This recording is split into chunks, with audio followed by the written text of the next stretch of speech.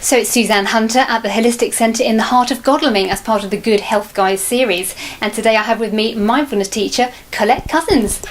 Nice Hello. to be with you today. Very nice to be here. Now, of course, mindfulness. Yes. How can you define that for us? Okay, so mindfulness is really paying attention to what's going on in the present moment without judgment. So we spend a lot of our time either worrying about the past or anxious about what's going to happen in the future. So we're kind of missing what's going on right now. So it's about coming back to the present moment. When we have a concern or a worry, just staying with that moment, not adding extra layers to it and making it a big catastrophe. So whatever's going on, whether it's good or bad, just staying with what there is there at the moment. It's easier said than done, isn't it? Because the mind always wants to wander, doesn't it? Yes. Yes. I mean, what do you do when people come to you when, they are distracted and they just can't get out of their head? Yeah, so a lot of people think that they can't do mindfulness or meditation.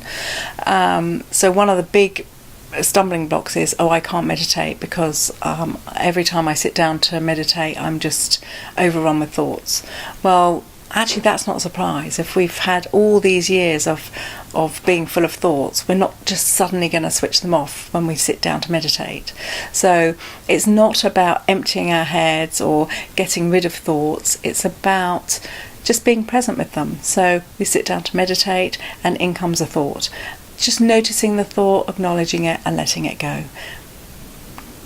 20 seconds later another thought pops in and you do the same thing. And if you have to do that 100 times, that's fine. Every time we notice that we've drifted off on thinking and we can come back to where we are in the meditation, that is a moment of mindfulness. Yes, because with yoga, in some yoga classes they say imagine the thoughts are drifting off like little lily pads or clouds. Yeah. And I think the thing with that is sometimes you end up berating yourself thinking, I just can't stop thinking. And so that's where the non-judgment comes in, is it's really important that we don't, we are a society that is full of judgment, isn't it? So it's really important that we break away from that and we don't judge ourselves. So just almost congratulate yourself if you've noticed that you've drifted off and you've been able to come back. Perfect, that's mindfulness. So there's no need to judge that. Just let it go and keep doing the same thing and you'll come back. Of course, sometimes when you're worried and anxious, your breath changes as well, but I know you do breath work as well. Well, so the company I've trained with is called Breathworks, Breathworks organisation, and they run lots of different courses and they train teachers as well. So there are different meditations that we do throughout the course, and some of them focus on the breath. So when we can focus on the breath, we can become more aware of our bodies, so we automatically come out of our heads and more into our bodies. So we'll do breathworks meditations, we'll do body meditations, we'll even do thought meditations. So we're actually focusing in on thoughts and seeing what's there. So there's a lot of different things going on. But yeah, focusing on the breath really helps us to stay grounded. Yes, and you do health for illness as well, because obviously that's a big subject. There are 2 courses that I run that are the Breathworks courses. One is Mindfulness for Stress, which does exactly what it says on the tin. It's a lot of it around. Yeah, so that's the most popular one. But there's also Mindfulness for Health, which works with people who are suffering with pain and illness. And one of the reasons that I was drawn to Breathworks training is because I suffer with chronic back pain. So it has really helped me to deal with the pain. It doesn't get rid of pain, it doesn't necessarily get rid of illness, but it will help you to cope with it, it will help you to manage it, and it will help you to notice that pain is a really interesting thing. It changes all the time. So rather than becoming defined by your pain, you're able to look at it in a different light. You're able to kind of befriend it and just have almost like a dance of attunement with it, so that you know when you have to be more gentle with yourself and you know when you can do more. So it's really, really helpful. And in the last 2 years, I've had 2 operations. So not only has mindfulness helped me beforehand, in terms of being less anxious about the operations. It's also helped me afterwards. I haven't had to have strong painkillers to rely on. I've just used my mindfulness to help with the pain, and it's been really useful. Yeah, that's amazing, isn't it? Yeah. I mean, on 2 points there, really, they often say that your body is trying to tell you something. It's trying to tell your mind something, so you've got to listen to what the body's trying to tell you. And some would even say, maybe in the East, that it's a blessing. It's telling you something that you need to address, but also the fact that you can get over this. The rehabilitation is crucial. The mindfulness really helps with that. Yeah, absolutely. So you're right. If we have pain, we do need to pay attention to it because it's telling us something about our body. So, for example, after an operation, you don't want to be doing too much, because you need to recuperate, you need to repair. So the pain is there to remind you. So we know that, and that's okay, but it's about also managing the pain and making it not overtaking. Yeah, so it works on 2 levels, really. So it's useful for illness as well, for chronic illness. Even patients with cancer. Obviously, it's not going to take the cancer away, but it can help to cope with some of the symptoms that come with the treatment. Yeah, so it's really useful on lots of different levels. Yes. Do you work in hospitals? Or I don't at the moment, no.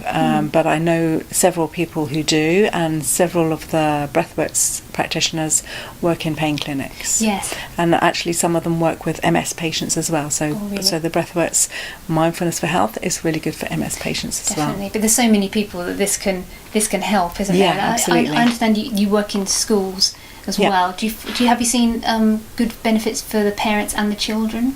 Yeah, well, I have run courses for teachers in schools, in the school that I work in, which has been really useful for them, because obviously teachers that have a lot of stress and very little time in their day to kind of manage it, and we're also looking at bringing it in for pupils. So at the moment there's a big move towards bringing mindfulness in to schools, into prisons, into the NHS. There's lots of different areas that it's coming into. There's lots and lots of research about how it can help. So in 2015, I think it was, there was an all-party conference where there was a report done on how it can be helpful in all these different institutions. So you can look that up on government online, and if you want more research behind how it works with pain, you can go to the breathworks.org, and there'll be lots of research on there. Fantastic. What sort of examples have you found when you've been working with the children? How do you find they respond well to it? Well, children don't very often stop, do they? So, and actually, I mean, at the moment I'm thinking about, there's been lots of research about bringing in meditation instead of detention.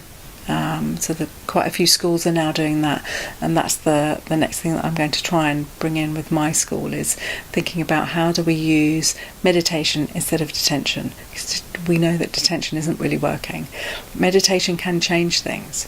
So it's just about giving them a little break in their day, a little space where they can just learn how to respond rather than react. Yeah, absolutely. Calmness, isn't it? Yeah.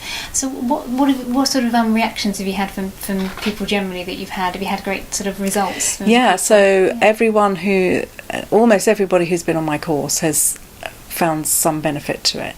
I mean, the difficulty is when they finish the course, that's not the end. Really, that's the beginning. So coming back to join in with the drop-in meditations is really useful, I think, for them. But almost everybody has said it, how it's really helped them to reduce their stress levels, to manage things. And they also notice things like how their relationship might improve, or how they deal with their kids might improve. So there's lots of added benefits to it as well. That's good. It's trying to, people always say once they've come off the course, how do you make it part of your day? Because people, when it comes to mindfulness, you always think that you don't even know that you're rushing and that you've even got there, or that you've finished your breakfast before you've even realised you've put it in your mouth, you know. So you find those sort of things. Definitely. So that autopilot that we get on, and particularly around eating. So you might have for example, a chocolate bar that you're eating whilst you're doing emails or working or watching TV, and before you know it, you have the wrapper in your hand and the chocolate's gone, and you can't remember actually eating it.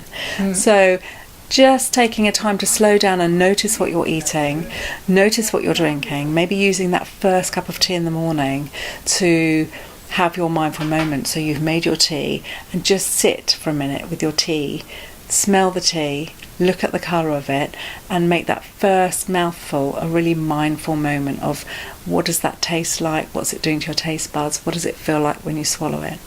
And then you can drink the rest of the cup of tea as normal if you want, but just that first moment is enough to just kind of ground us and make us feel okay, ready for the day. Yeah, exactly. It's taking that moment, isn't it? Savouring it. And the thing about mindfulness is, the meditations are what is the practice that we do to help us to remain mindful during the day. But there's little tiny things that we can do during the day, like when we make a cup of tea and take that first sip, you could have a mindful shower. So most people, they get in the shower in the morning and they're planning their day. So they run through their routine of all the things they have to do. So let's switch off that. Let's get in the shower and notice the smell of the shampoo. Notice the feel of the water, the temperature of the water. So it's something you're doing, and it's not taking any more time, but it's just switching from planning to, okay, what does this actually feel like? Yes. Yeah. Out the head and into the body.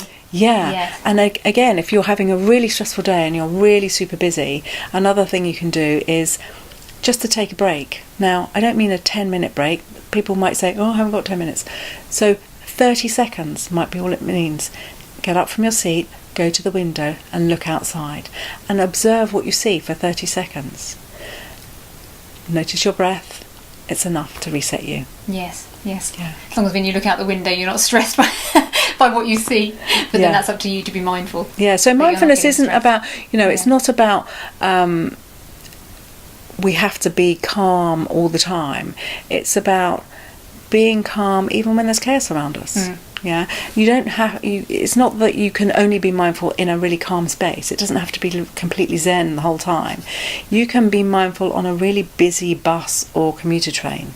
You can still just get into your space, focus on your breathing. Your breath is there with you all the time. Thank goodness. It's not going anywhere. Luckily that is automatic, otherwise we'd all forget to breathe and we'd all be dead.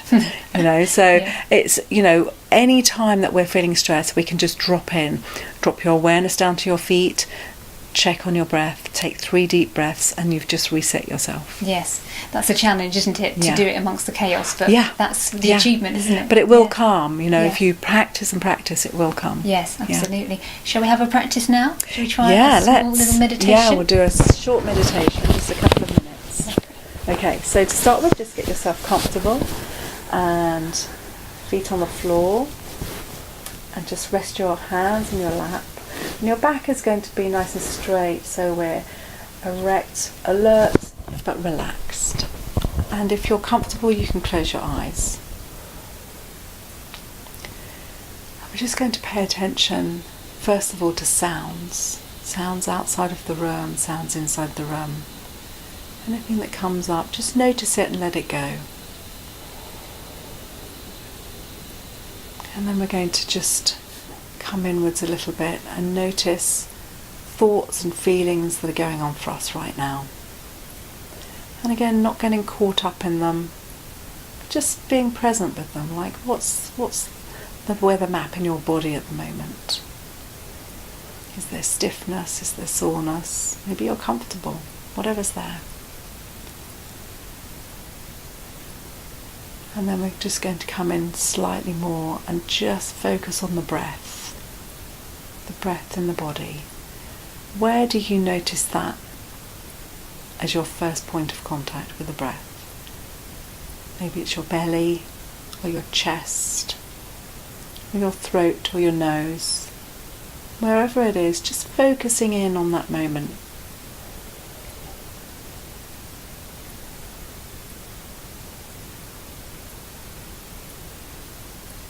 Perhaps you can feel some movement in your body from the breath, in your ribs, in the back of your body, in your throat and in your nose.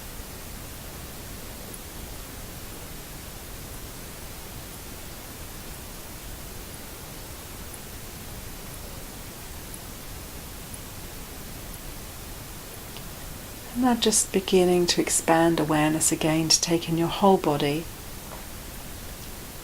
from head to toe, feeling your feet on the floor and your bottom on the chair, your hands in your lap.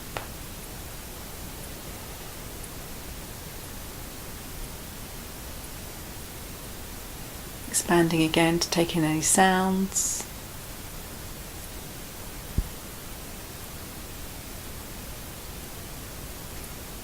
And then as we bring this short meditation to a close, just beginning to wriggle fingers and toes, and when you're ready, opening your eyes.